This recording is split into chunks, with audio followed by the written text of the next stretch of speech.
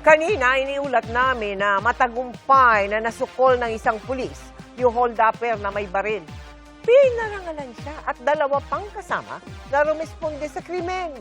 Ang viral video ng insidente panoorin sa pagtutok ni Jamie Santos. Nakipangbuno ang pulis na ito sa lalaking may dalang baril sa footbridge sa Muntinlupa. Siya si Police Staff Sergeant Lloyd Francisco.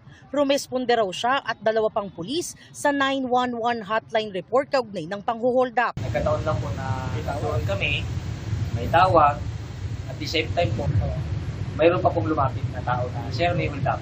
Rather than hold up, mag-iingat, may baril. Kwento ni Francisco na una siyang nakarating doon. Bumunot niya ng baril at tinutukan siya ng suspect. Sa halip na umatras, sinubukan ni Francisco na agawin ng baril. Sinubukan din daw niyang pakiusapan ng lalaki. Instinct na lang na maagaw, makaiwas, na lang po yung aking yung mabilis lang po ang reflexes kapag nagawa po natin. Split seconds lang po, napakabilis po para desisyonan na yun eh. Sinasabi ko sa kanya na dumapa, sumuko, huwag nang maglaban.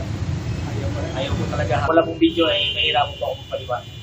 Sa pakikipag-agawan niya ng baril, pumutok ito at tinamaan ng suspect na ngayon nagpapagaling sa ospital. Dahil sa agarang pagresponde ni Francisco at dalawang kabaro sa ulat ng umano'y panghuhold up, pinarangalan sila ni Muntinlupa City Mayor Rufy Biazon. Dumalo rin sa parangal ang hepe ng Muntinlupa City Police. Para kay Francisco, ginawa lang niya ang tungkulin niya, ang agarang rumisponde at pigilan ng suspect kahit parang nalagay sa alanganin ang kanyang buhay. Jamie Santos, Nakatutok, 24 Oras.